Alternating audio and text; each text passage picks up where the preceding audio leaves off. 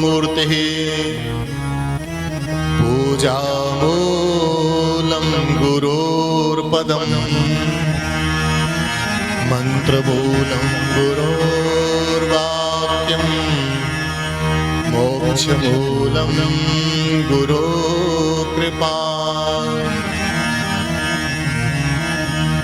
वसुदेवसुतं देवं कंसचाणूरमर्दनं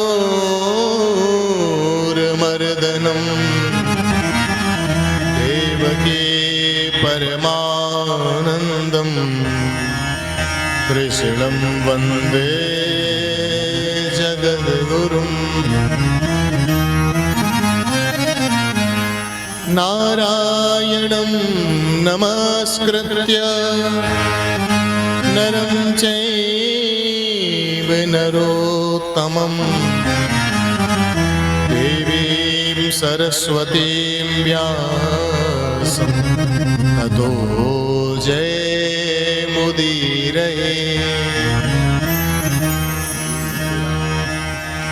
बोलिए श्री वृंदावन बिहारी लाल की जय, श्री बांके बिहारी लाल की जय, द्वारिकाधीश की जय हो, श्री गोवर्धन नाथ की जय, श्री यमुने महारानी की जय, स्वामी श्री हरदास जी महाराज की जय, श्रीमद्भागवत महापुराण की जय, संत समाज की जय, श्रोता समाज की जय, श्री कुंवरनाथ महादेव की जय।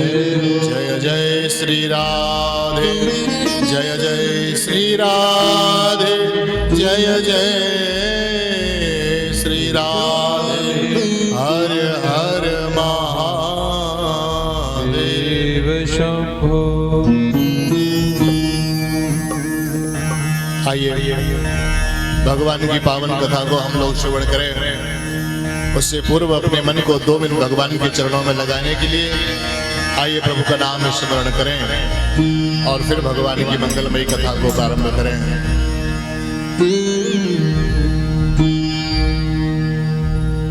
सांवरे को दिल में बसा कर तो देखो, सांवरे को दिल में बसा कर तो देखो,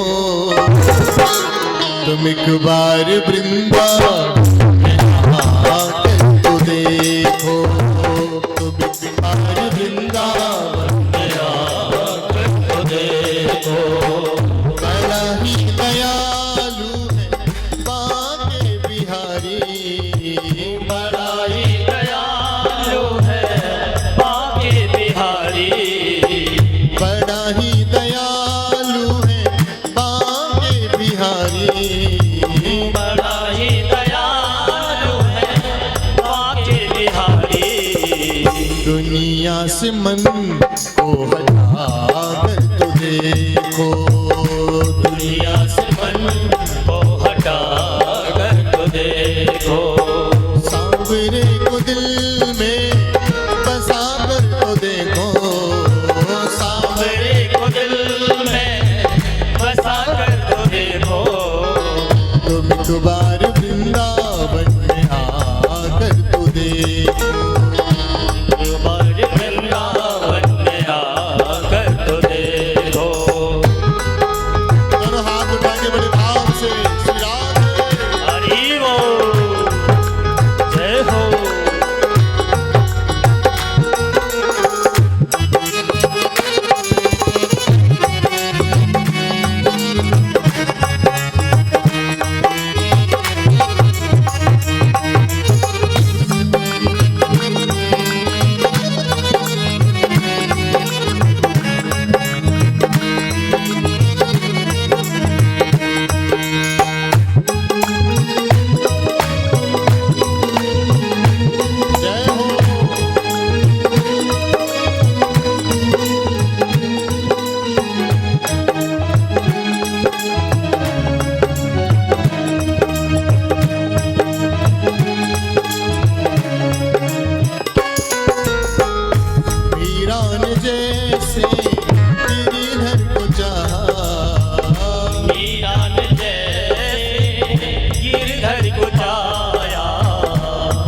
मीरान जैसे गिरधर को पाया, मीरा ने जैसे गिरधर को पाया, प्याला जहर का अमृत बनाया, प्याला जहर का अमृत बनाया, प्याला जहर का अमृत बनाया, प्याला जहर का अमृत बनाया। मीरा सी हस्ती मिटा कर तो देखो, मीरा सी हस्ती मिटा कर तो देखो, तुम एक बार वृंदावन में आकर तो देखो, एक बार वृंदावन में आकर तो देखो, सांवरे को दिल में बसा कर तो देखो, सावरे को दिल में बसा कर तो देखो। दोनों हाथ उठा करके कहेंगे, दुनिया से मन को हटा कर तो देखो, दुनिया से मन से हटा कर तो देखो, दुनिया से मन को हटा कर तो देखो, दुनिया से मन को हटा कर तो देखो, सांवरे को दिल में बसा कर तो देखो, सावरे को दिल में बसा कर तो देखो, दुनिया से मन को हटा कर तो देखो, दुनिया से मन को हटा कर तो देखो।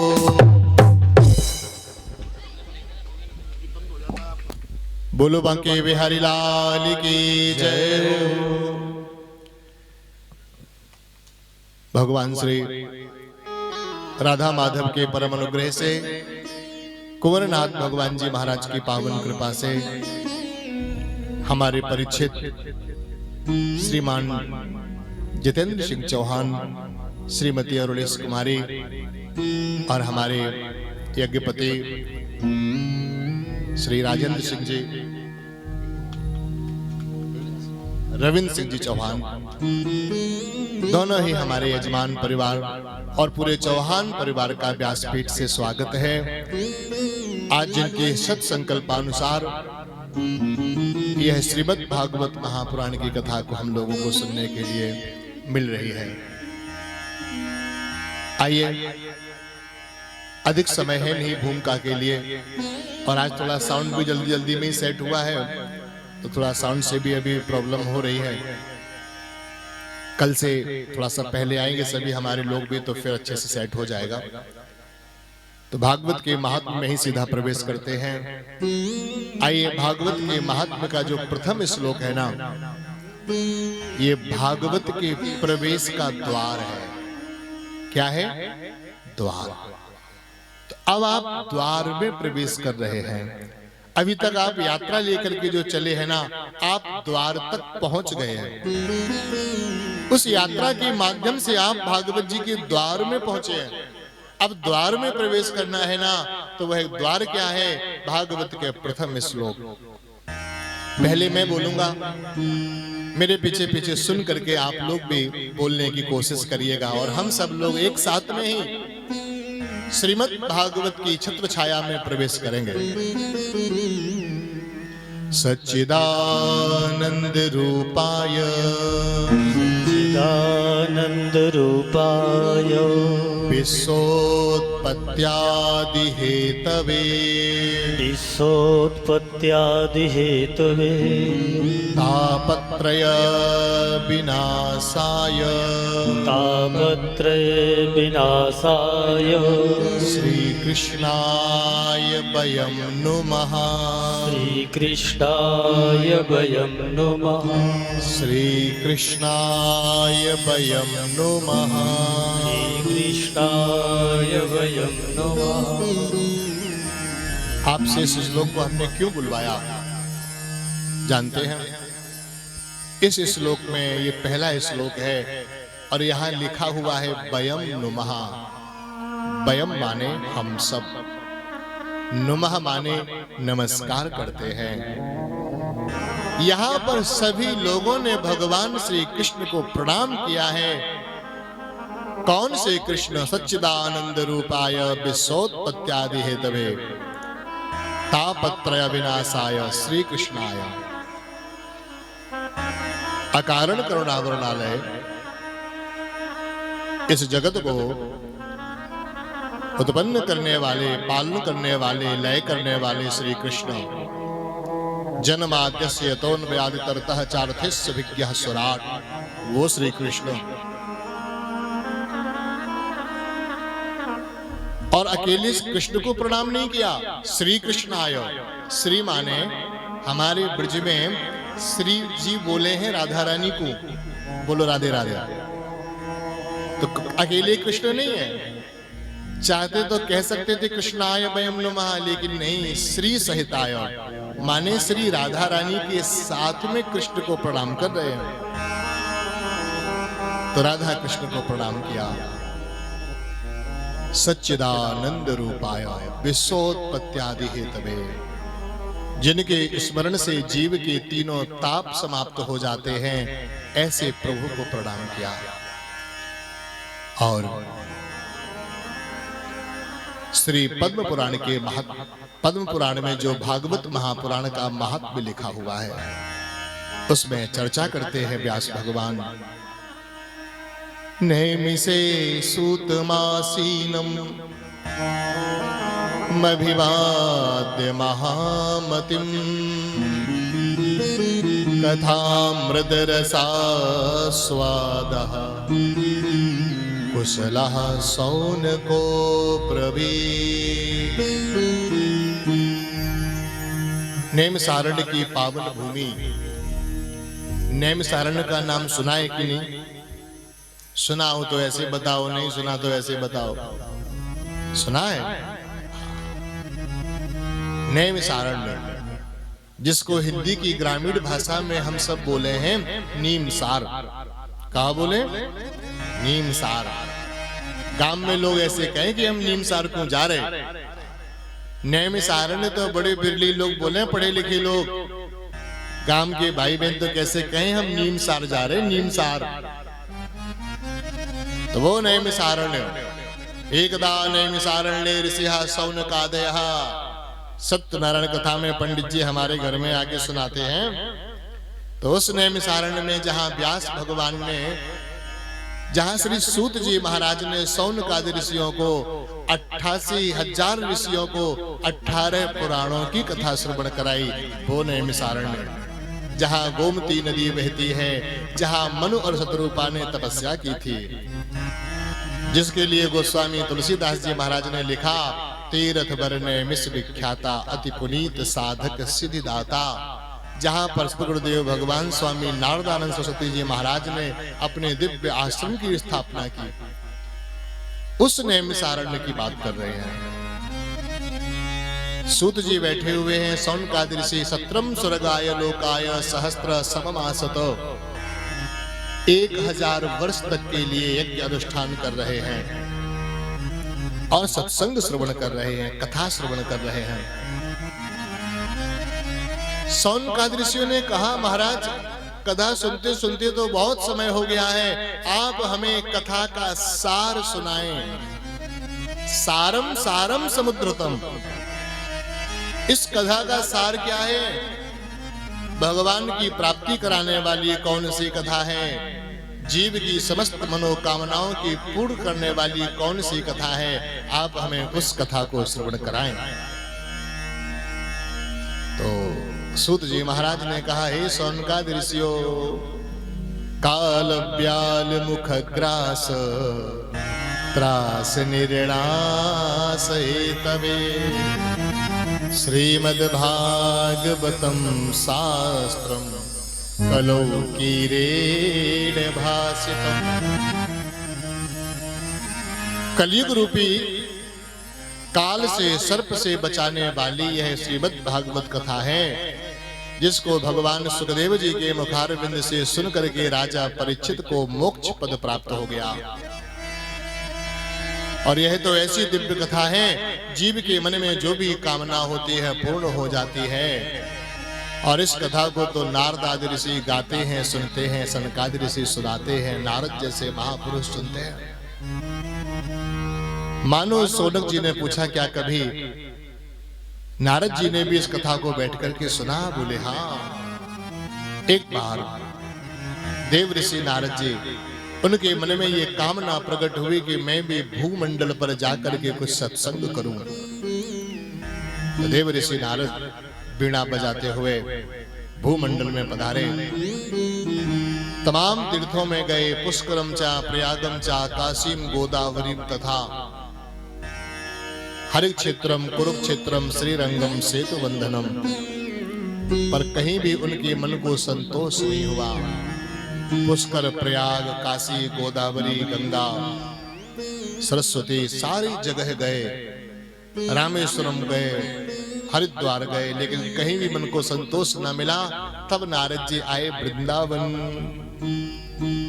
और वृंदावन जब आए नारद जी, तो उनके चित्त को बड़ी प्रसन्नता हुई, पावनता से मन भर गया, पवित्रता से मन पूर्ण हो गया। लेकिन देव ऋषि ने वहां एक आश्चर्य देखा। यमुना के किनारे एक बड़ी ही सुंदरी स्त्री को बैठे देखा, जिसकी आंखों से मोटे मोटे अश्रु बह रहे थे और जिसकी गोद में 2 वृद्ध जन लेटे हुए थे। नारद जी को बड़ा आश्चर्य हुआ कि ये स्त्री कौन है, रो क्यों रही है, और इसकी गोद में ये बूढ़े आदमी कौन लेटे हुए हैं। और देखा उस स्त्री की सेवा में बहुत सारी देवियां लगी हुई हैं। कोई उसके ऊपर चवर लिए खड़ी, चवर डुला रही है, कोई स्त्री छत्र लिए खड़ी है, कोई देवी उसके लिए हवा कर रही है, कोई देवी उसके लिए पान का बीड़ा लिए खड़ी है, कोई देवी उसके लिए जल की, स्वर्ण की झाड़ी लिए हुए खड़ी है। नारद जी को बड़ा आश्चर्य हुआ, ये देवी कौन है, क्यों रो रही है। तो नारद जी थोड़े पास नहीं थे, तो उस स्त्री ने देखा नारद जी को। नारद जी पहले उससे कुछ नहीं बोले, क्यों, एक तो देवी हैं और रो रही हैं, तमाम देवियां बैठी है। नारद जी सोचा हम साधु संत हैं, अब हम स्त्रियों के बीच में जामे तो शोभा नहीं है। आजकल तो किसी साधु संत के पास में जितनी स्त्रियां बैठी हों उसकी उतनी ही शोभा बढ़ती है। बोलो राधे राधे। अब नए साधु हैं कलयुग के, जब तक उनके पास में खूब स्त्रियों का समूह ना बैठा हो तो उनको प्रसन्नता नहीं है। लेकिन नारद जी जरा दूर रहने वाले हैं, तो वो तो दूर से ही दर्शन कर रहे हैं। तो भक्ति महारानी ने देख लिया और नारद जी को पुकारा, भो भो साधु क्षणं तिष्ठ मच्चिन्तामपि नाशय दर्शनं तव लोकस्य सर्वथा गहरं परम। हे महाराज, आपको मैं कोटि कोटि प्रणाम करती हूँ, मेरी कष्ट को सुन लीजिए। क्यों? सच्चे संतों को ना आप अपना दुख सुना भी देते हैं ना, तो भी दुख भगवान दूर कर देते हैं। बोलो राधे राधे। आपने देखा ना, दशरथ जी को मन में दुख हुआ, ग्लानि हुई, तो कहाँ गए? अपने गुरुदेव के पास। निज दुख सुख सब गुरु ही सुनायो। अपना सुख और दुख गुरुदेव को सुनाया। सुख सुनाने से सुख की वृद्धि होती है और गुरुदेव को दुख सुनाने से दुख की निवृत्ति होती है। इसलिए आपके जीवन में जो भी सुख दुख होवे, उसको अपने गुरुदेव को समय समय पर अवश्य सुनाते रहो। सुख जीवन में होगा तो बढ़ेगा और दुख होगा तो समाप्त हो जाएगा। लेकिन ध्यान रखना, दोनों ही सुनाना। ऐसा नहीं कि आप दुख ही दुख सुनाते रहो, गुरुजी बड़े परेशान हैं, बड़े परेशान हैं, बड़े परेशान हैं, और सुख की बात गुरुजी को बताओ ही नहीं। गुरुजी पोता हो गया है घर में, नाती हो गया है, लाला ने नई दुकान ले ली है, नई फैक्ट्री खोल ली है, ये सब तो बताओ नहीं। केवल परेशानी बताते रहो। बहू बहुत बीमार रहती है, गुरुदेव मकान खरीदना है, लाला को अभी खरीद नहीं पा रहा, ब्याह करवा दो फला का। तो केवल दुखी दुख मत कहो। कलयुग के भक्त बड़े चालाक होते हैं, सोचते हैं ज्यादा सुख कहेंगे तो कहीं गुरुजी ने सोचे कि हमको दक्षिणा देगा कुछ अच्छी। अरे तूने फैक्ट्री खोल ली और हमारे आश्रम की कोई सेवा नहीं की, कहीं गुरुदेव ऐसा ना कहने लग जाए। तो चालाक लोग दुखी दुख सुनाते हैं। सुख और दुख गुरुदेव को दोनों ही सुनाना चाहिए। सुख की वृद्धि होती है, दुख की निवृत्ति। तो उस स्त्री ने कहा, बाबा मेरा कष्ट सुनो। नारद जी ने पूछा, तुम कौन हो? वह स्त्री बोली, अहम भक्ति ऋतिख्याता, मेरा नाम है भक्ति। ओहो, नारद जी ने कहा, पहचान लिया माँ, लेकिन ये गोद में दो बूढ़े आदमी कौन है? भक्ति ने कहा, बाबा ये बूढ़े आदमी नहीं है, तो ये मेरे बूढ़े बेटे हो गए हैं। ये जो बूढ़े हैं ना, ये हमारे बेटे हैं। काल योगे न जर्जरो, ज्ञान वैराग्य नामानो, काल योगे न जर्जरो। कलयुग की वजह से, युग की वजह से, समय के प्रभाव से ज्ञान और वैराग्य बूढ़े हो गए हैं, इसलिए आज भक्ति रो रही है। याद रखना मेरे भाई बहन, भक्ति खूब करना, लेकिन ज्ञान और वैराग्य के साथ में जब भक्ति होती है तो भक्ति प्रसन्न होती है, और ज्ञान और वैराग्य से रहित जो भक्ति होती है वहां भक्ति रोती है। ज्ञान और वैराग्य की उपेक्षा हो गई तो भक्ति खुश कैसे रह सकती है? हम लोग बहुत बार सोचते हैं ना, जी हम तो साहब, हमको ज्ञान से क्या मतलब है, हमें वैराग्य से क्या मतलब, हम तो भक्ति की उपासना करते हैं, हम भक्ति चाहते हैं। ज्ञान और वैराग्य के बिना भक्ति अंधी है। जीवन में ज्ञान भी हो, स्वाध्याय हो, सत्संग हो। स्वाध्याय और सत्संग से हमें ज्ञान और वैराग्य की प्राप्ति होती है। बोलो राधे राधे। तो स्वाध्याय भी करो, सत्संग भी करो, ज्ञान को अर्जित करो और जीवन में वैराग्य को धारण करो।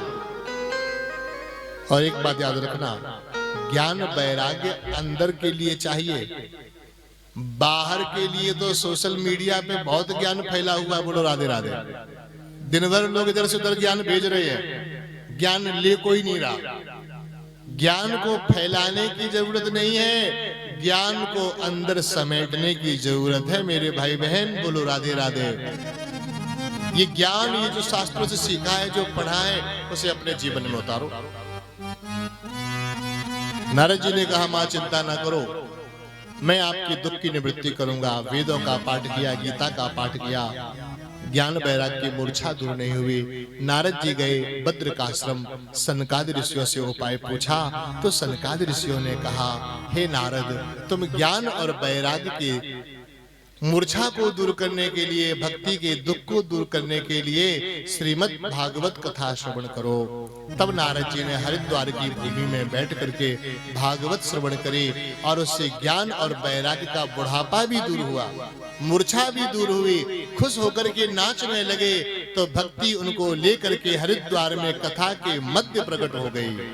श्री कृष्ण गोविंद हरे मुरारे, नाथेति नामानि मुहुर्वदन्ति।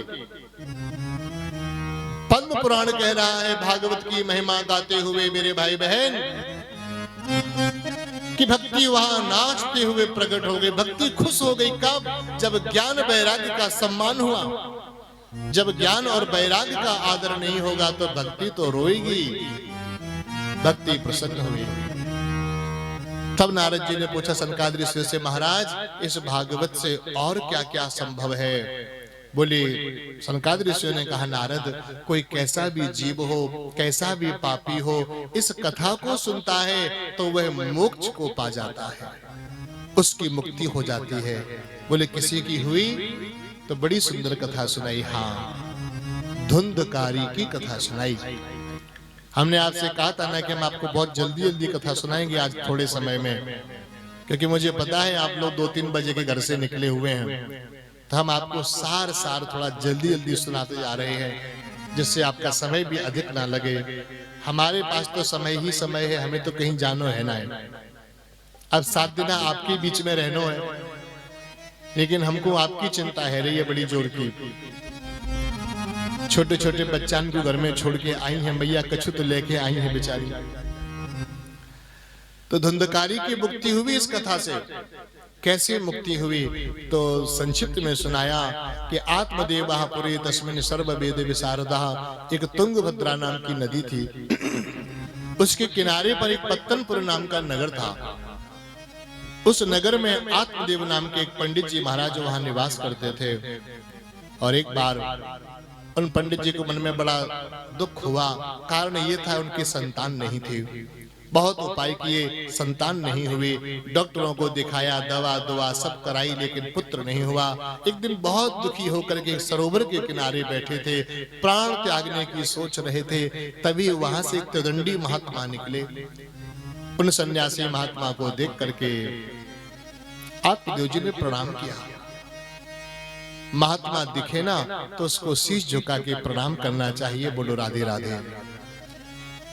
कोई आचार्य ब्राह्मण संत हमें दिखाई पड़े ना तो उसको मस्तक झुका के सदैव प्रणाम करना। आपका कुछ जाएगा नहीं, कुछ ना कुछ आपको प्राप्त हो जाएगा, कुछ ना कुछ आपको अवश्य ही प्राप्त होगा। बहुत बार हम लोग, कोई संत आता है, साधु आते हैं, तो भी उनको देख करके हम प्रणाम नहीं करते। हमको ये हमेशा ध्यान रखना चाहिए कि कोई संत ब्राह्मण साधु अगर हमारे सामने आवे तो हमें उनको प्रणाम करना चाहिए शीश झुका करके। तो आज प्रणाम किया आत्मदेव जी ने, आंखों से अश्रु गिरे चरणों पर। महात्मा ने पूछा, बेटा क्या बात है? कहा, बाबा आपकी कृपा से हमारे घर में किसी बात का दुख नहीं है, संतान की कमी है, आशीर्वाद दो, हमारे एक लाला है जाए। महात्मा ने उसका भाग्य देखा, मस्तक की रेखाएं पढ़ी तो लिखा था, सप्त जन्मावधि पुत्रो नैव च नैव चा। 7 जन्मों तक ना तो कोई पुत्र होगा ना कोई पुत्री। महात्मा ने कहा, बेटा पुत्र पुत्री से सुख मिलने वाला नहीं है, सुख तो नसीब में होता है ना। तो जिनके एक भी संतान नहीं है उनको भी सुख मिल जाता है, और अगर नसीब में सुख नहीं है, महाराज 6 बेटा बहू हो में, 10 बेटा बहू हो में, तो भी बुढ़ापे में कोई पानी देने वाला नहीं है। मालूम पड़ा, एक बहू लंदन में है, एक कलकत्ता में है, एक दिल्ली में है, एक गुजरात में है, और यहाँ बेचारे बुढ़ा बुढ़िया अकेले पड़े हुए, यहाँ बुढ़ापे में कोई रोटी देने वाला नहीं है। और नसीब अच्छा हो तो किसी प्रकार के दुख नहीं आता, सुख की कमी नहीं रहती। लेकिन चरण पकड़ लिए आत्मदेव ने, कहा, बाबा आशीर्वाद दो, मुझे बेटा चाहिए, चरण नहीं छोड़ूंगा। महात्मा को दया आई, लाग दया कोमल चित संता, और उन्होंने एक फल लिया, दे दिया। कहा, जाओ अपनी पत्नी को ये फल दे देना, कह देना कि 1 वर्ष तक झूठ ना बोले, किसी का जूठा ना खावे, जमीन पर सोवे, पत्रावल्याम च भोजनम, पत्तल में भोजन करे, झूठ ना बोले, झूठा ना खावे, ये सब नियम बताए। तो महात्मा जी का आशीर्वाद मिला। पंडित जी वो फल लेके आए, पत्नी को दिया, नियम बता दिए, धुंधली 1 साल तक झूठ नहीं बोलना है। धुंधली बोली, गजब करते हो पंडित जी, मैं तो जिंदगी में कभी झूठ बोली नहीं, झट झूठ बोल दिया। बोलो राधे राधे। और जबकि ये इसके दिन की शुरुआत ही झूठ से होती होगी। बहुत सारे लोगों की आदत होती है झूठ बोलने की, कोई 2 पैसा फायदा हो रहा हो तो झूठ बोलो तो चलो कुछ समझ में आवे, भैया रोजी रोटी है। कुछ लोग तो बेकार में झूठ बोलते हैं, साड़ी लाएंगे 600 रुपए की, बताएंगे 900 रुपए की। आप लोग तो कभी ऐसा नहीं करते ना? कभी नहीं ऐसा करना चाहिए। बेफालतू का झूठ बोलने से क्या फायदा? जो 300 का झूठ बोला है कि पड़ोसन दे देगी अपने को, तो काहे को बोलो झूठ भैया, साची बताओ। और झूठ बोलने में डर होता है। आज बताइए 900 की 2 महीने पीछे बात चली, फिर कह दी 800 की, तो भूल जाते थे कि 900 कहा था कि 800। इसलिए जितने की याद है उतने की बताओ। कहने का मतलब खाम खा का झूठ नहीं बोलना चाहिए। तो धुंधली पर तो बिना झूठ बोले रहा नहीं जाता। झूठा ना खाना, अब इस पे ये झूठा भी खा लेती थी, पति का बच जाए तो खा लेवे, सुबह का बच जाए तो शाम को खा लेवे, इससे कुछ फेंका नहीं जाता। फेंकना तो अच्छा नहीं है, लेकिन गाय को खिला दो। व्यर्थ का झूठा खाना भी ठीक नहीं है। तो नियम बताए, अब इसने सोचा नियम मेरे से तो पालन नहीं हो गया। फिर सोचा इसने पेट बड़ा हो जाएगा, साल भर बड़ी तकलीफ रहेगी, ननद आएगी, वो सब घर संभालेगी, पता नहीं क्या उठा ले जाएगी, कोई पता नहीं। तो इसने फल नहीं खाया। संजोग से उसी समय इसकी एक दूर के रिश्ते की बहन आ गई। बहन को सारी बात बताई तो बहन ने कहा, चिंता मत कर, मेरे गर्भ में बालक मैं तेरे को दे दूंगी, तू चिंता मत कर। तो धुंधली ने कहा, बहन अगर तू अपना बच्चा मेरे को दे देगी तो मैं तेरे को बहुत धन दूंगी। दोनों की डील फाइनल। धुंधली ने कहा, बहन इस फल का क्या करूं? उसकी बहन ने कहा, इस फल को अपनी गाय को खिला दो। और धुंधली ने ले जाके उस फल को अपनी गाय को दे दिया। थोड़ा समय बीता, कुछ महीने हुए, धुंधली की बहन के पुत्र हुआ, उसने रात्रि को चुपके से धुंधली के घर पहुंचा दिया और धुंधली ने झूठे ही हल्ला मचा दिया, मेरे लाला हो गया, लाला हो गया, लाला हो गया। पंडित जी को बड़ा आश्चर्य हुआ, कल तक तो कोई खुशखबरी थी नहीं। भाई बच्चा होने को होता है ना, तो जब 2-4 महीने बचते हैं तो मोहल्ले वालों को भी खबर हो जाती है कि फला की बहू के कछु है बेवारो है।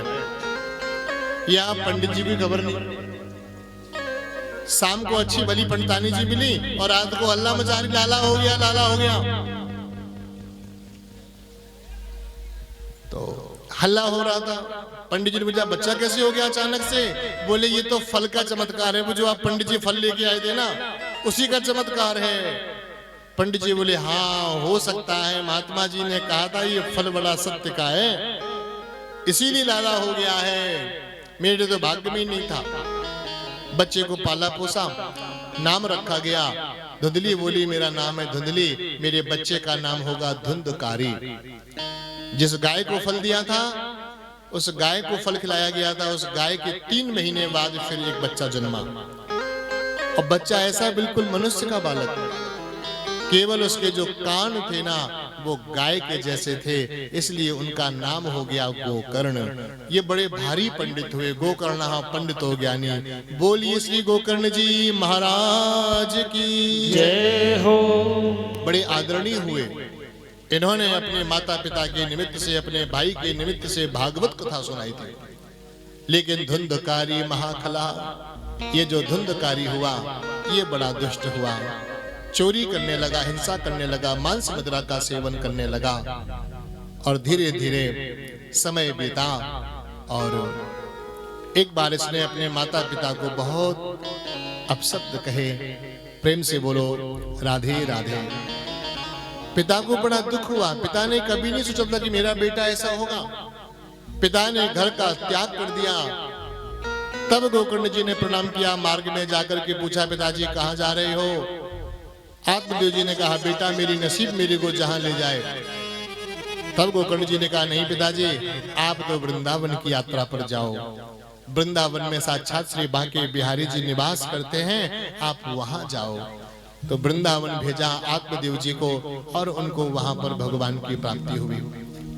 धुंधली ने घर छोड़ दिया, क्योंकि आए दिन धुंधकारी दुर्व्यवहार करने लग गया। अपनी कठोर बाणी से अपशब्द कहता। माता को बड़ा दुख हुआ, सहन न हुआ। एक दिन उसने भी कुएं में कूद करके अपने प्राणों को त्याग दिया। धुंधकारी अपने घर में 5 स्त्रियों को ला करके रहने लग गया।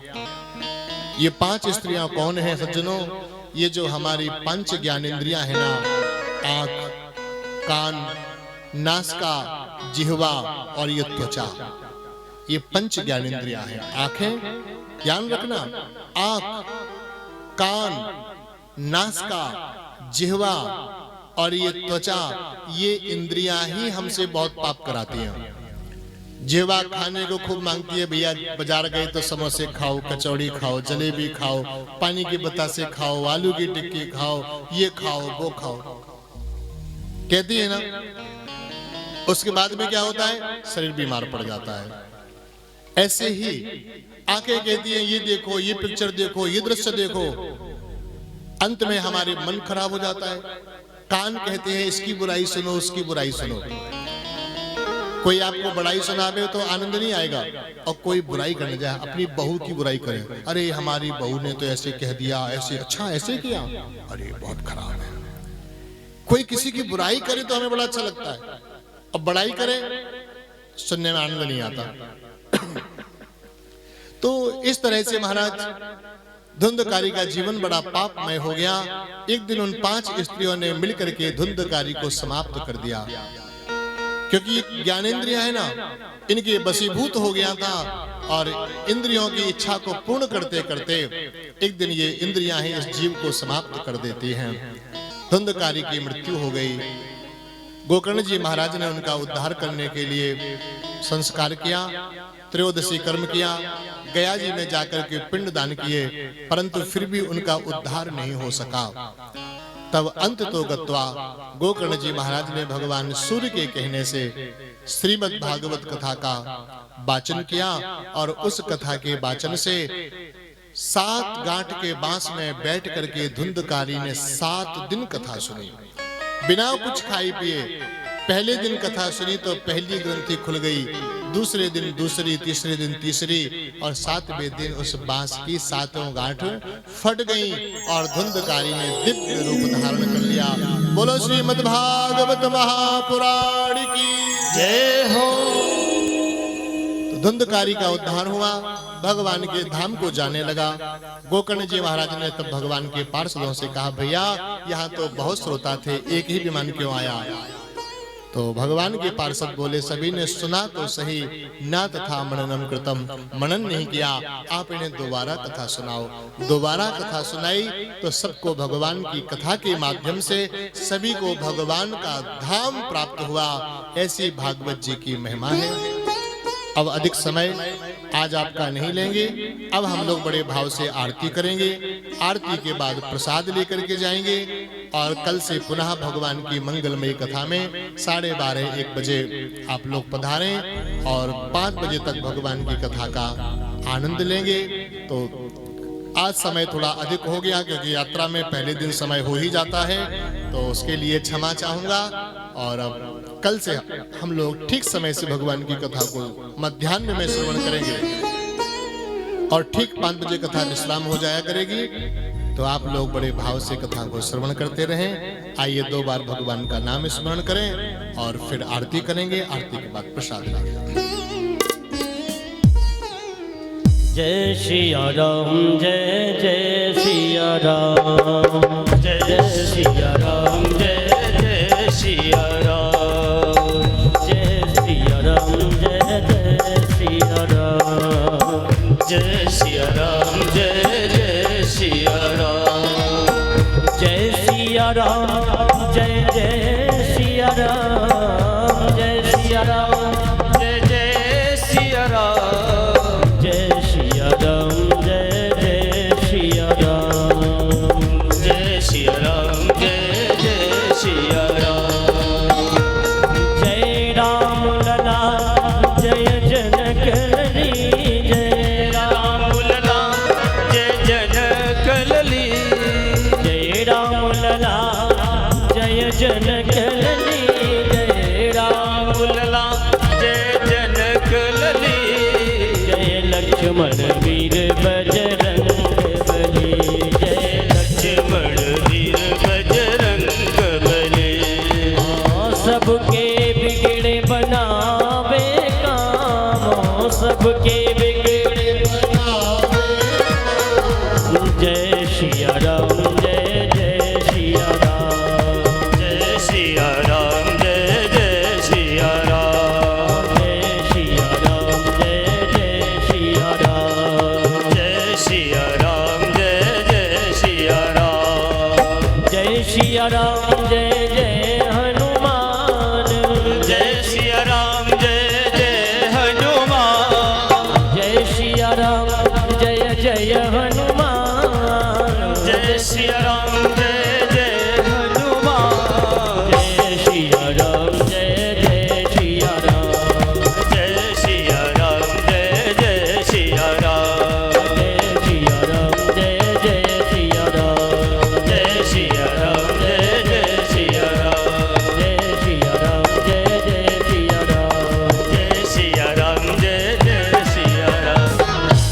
हरि ओम। चंद्रमा मनसो जातो सूर्यो अजायतो श्रोत्राद्वायुश्रवणसमुखादग्निरजायतो, बाकी बिहारी तेरी आरती गाऊं, बाकी बिहारी तेरी आरती गाऊं, कुंज बिहारी तेरी आरती गाऊं, कुंज बिहारी तेरी आरती गाऊं, और मुकुट तेरे शीश पे सोहे, और मुकुट तेरे शीश पे सोहे, प्यारी बंसी मेरो मन मोहे, प्यारी बंसी मेरो मन मोहे, श्याम छवि पे मैं बारी बारी जाऊं, श्याम छवि पे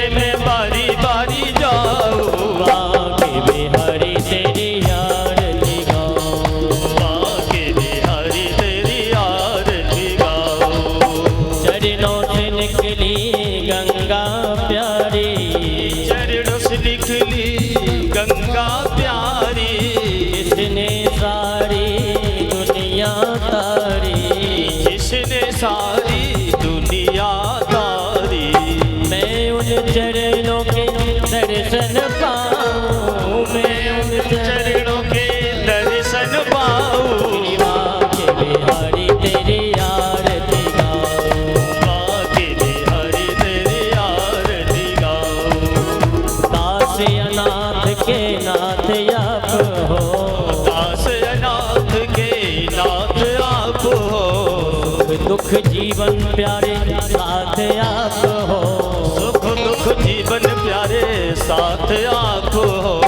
प्रभु चरणों में शीस झुकाऊं, प्रभु चरणों में शीश झुकाओ, के बिहारी तेरी आरती गाऊं, बाके बिहारी तेरी आरती गाओ। श्री हरिदास के प्यारे तुम हो, श्री हरिदास के प्यारे तुम हो, मेरी मोहन जीवन धन हो, मेरे मोहन जीवन धन हो। श्याम छवि पे मैं बारी बारी जाऊं, श्याम छवि पे मैं बारी बारी जाऊं, तेरी माँ के बिहारी तेरी आरती गाऊं, बाके बिहारी तेरी आरती गाओ। जो भी राधा कृष्ण जी की आरती गावे, जो भी राधा कृष्ण जी की आरती गावे, बस बैकुंठ परम